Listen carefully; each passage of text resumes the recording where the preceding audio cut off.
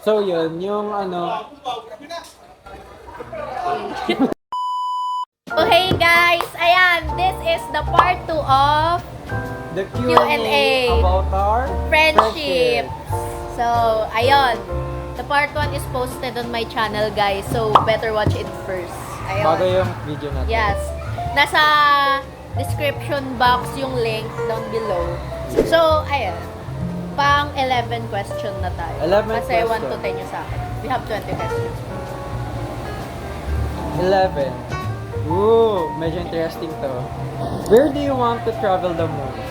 Alam na. Alam na! Alam na! Same kami. 1, 2, 3. South Korea! So, ayun. This is one of the reason why I wanted to be a flight attendant. Ayun. Kasi, way back, anong grade tayo? Grade 6? Grade 7? Nung na-addict kaming dalawa sa K-pop. Yeah. I mean, siya nauna. Ako nauna. Tapos ako na sumunod. I don't know, parang nakita niya siguro yung love ko for K-pop. K-pop. So, ayun, nagulat ako one time, nag-chat siya sa akin. Uy, what if sa future, pag may trabaho na tayo, mag-Korea tayo, ganon. Then, Mids yun yeah, ng ano. Quarantine. Then, we made the bucket list. Ayun. So, from that day, like, naisip ko, I want to be a flight attendant talaga. Para, alam mo Doon yun. na pumasok yung idea na Yeah. yun. Doon na pumasok yung thoughts ko na, ay, parang gusto ko maging flight attendant ka. And guys, sila Eman, nandito. Evan, ito, yung nakita nyo sa field trip. Yan, si Eman. Vlog ko. You can see it after the video. Ayan. Oh, ayun nga, naputol guys. So, that's the reason. Hindi lang sa South Korea, kung Marami bakit rin. gusto ko maging flight attendant. Marami. Naisip ko din kasi, I want to travel the world. I mean, Or yung, the country with ayun my yung best goal friends. namin as- goal namin as best friends, Best friends. makapag-travel. Sa Hindi lang South kami Korea. dalawa, kundi yung circle namin. So, ayun. Pero pinaka-goal talaga namin is South Korea. South Korea. Nakaka-entertain din kasi yung mga tao doon. Yes. Lalo na yung K-pop and K-drama. Yes! Mga Question number 12. If a song is played every time you enter the room, what would it be? what would it be? Ano pwesta? Anong songs? Anong songs pwede sabihin? Kahit ano.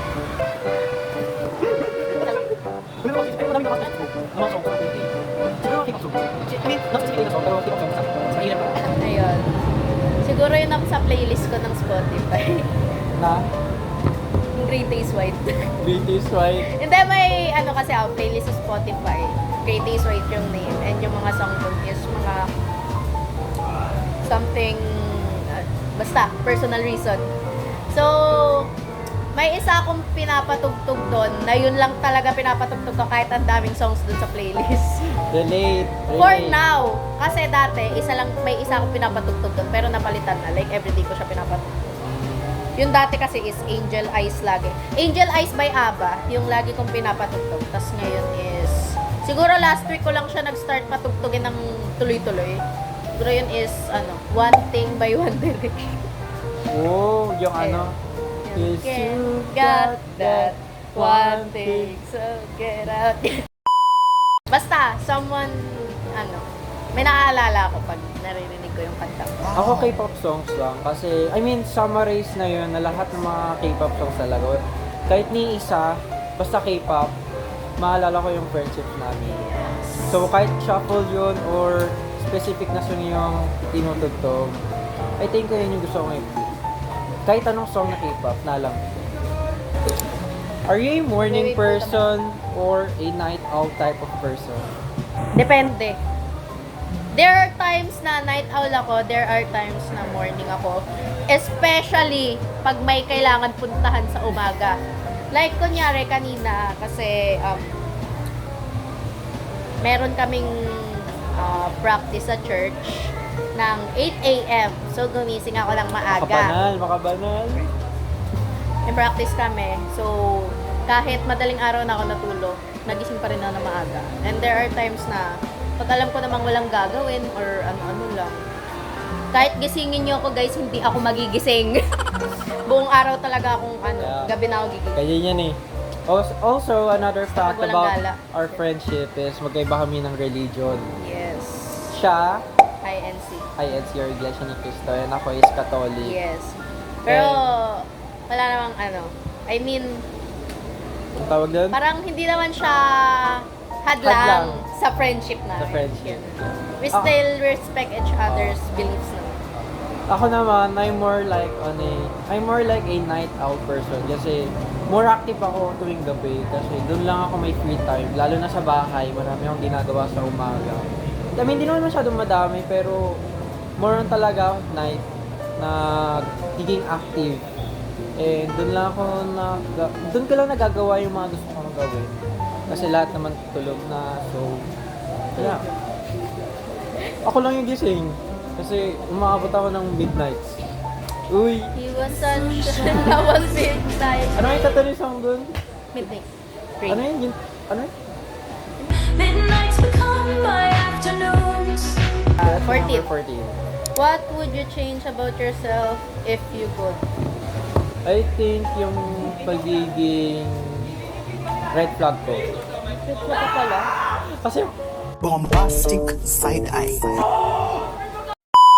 kung may babagayin man ako sa sarili ko is yung pagiging madaming kasi akong red flag. And I know we all have red flags.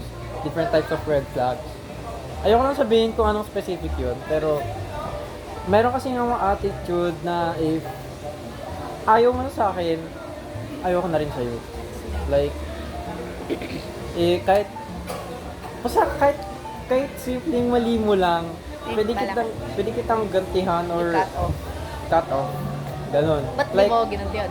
like hindi kita i-interact or like kapag may nagawa kang kasalanan sa akin, I'll just ignore it or maybe I'll get revenge for myself also kasi hindi naman ako ganun So red flag din 'yon. So yeah. Ganong type of Ubus na yung red cake, flag. guys. Ubus na. Yung part 1 ubus na. Part 1 palang ubus na yung cake. Maliit. So ikaw, Siguro yun din, yung red flag ko. Like, marami na din nagsasabi sa circle namin. Kahit I have a lot of circle of friends bukod sa kanila. Meron din ako circle of friends sa church namin. Kahit sa circle namin na yun, sinasabi nila, sa aming lahat, ako pinaka-red flag. Kahit sa circle namin, kahit tanungin mo sila, ako pinaka-red flag. Pag may mga trending na mga poll, questions, ganun, like, who's the most red flag? siya Ako lagi talaga. panalo. The most voted person. At saka yung siguro, bukod sa red flag ko, Ano? yung, kasama naman siguro sa red flags ko yun, yung pagiging, Ano? yung nagpro-procrastinate. Oh, Kunyari- red flag. Kunyari, ang deadline is 9 o'clock Hindi makita p.m. Hmm. Kunyari, deadline, may project kami 9 p.m. Gagawin ko siya 8 p.m., 7 p.m., Ayun. ganun. Procrastinator. Or hindi ko na talaga ginagawa. Procrastinator. Or pag may quiz, like 5 minutes before the quiz, doon magre-review. Pero I still get high grades. Uy, sana all. Hindi ko lang alam ano nangyari sa grades ko sa card. And also, alam ko naman, hindi siya related sa red flag, pero if I could change something about myself, I think it would be my appearance din. Same. Kasi lagi rin ako na-insecure about sa face ko and about sa... Same. Basta face ko rin yung mostly na na-insecure ako. Ako sa height. Wala man, alam kong creation ako ni God. Naging ano. I know we are all a creation of God, pero if I could, sabi nga, di ba? So, If you could pala. ito ang appearance mo. Tsaka ako din siguro yung Yung, yung minsan minabadal. Hindi naman dati guys. Ngayon hindi na. Minamadali ko yung mga bagay. Tulad ng sa mga ganun. Mga ganong bagay. Yung mga, kunyari, basta yun. question number 15. Okay, para sa isa't isa to. How would you describe me in one word? Brother. Brother. Bakit? Sa mga hindi nakakaalam, kahit mga viewers ko, only child ako. And, syempre, I didn't experience to have a sibling kasi kahit sa mga pinsan ko, pero hindi ako close. Mhm. So, most of the time, ako lang mag-isa, ganun. So, nung naging friends ko siya, sa kanya ko na-experience yung parang magkaroon ng kapatid, ganun, ng kuya. So, Kuya? Ay, mas matanda ka sa akin nilang months. So, ayun. Well, but we're taking in brother. 2 days. Yeah. Sweet 16, pero hindi ako sweet. Ay. Bombastic side eye. Criminal offensive side eye. Ayun. I think ikaw naman, if i-describe kita in one word, ano ba? I think confident. Ganun. Kasi, every time na nakakasama ko siya, yung confident ko rin is tumataas. Kasi mataas yung confident niya about herself. Kasi, ewan ko.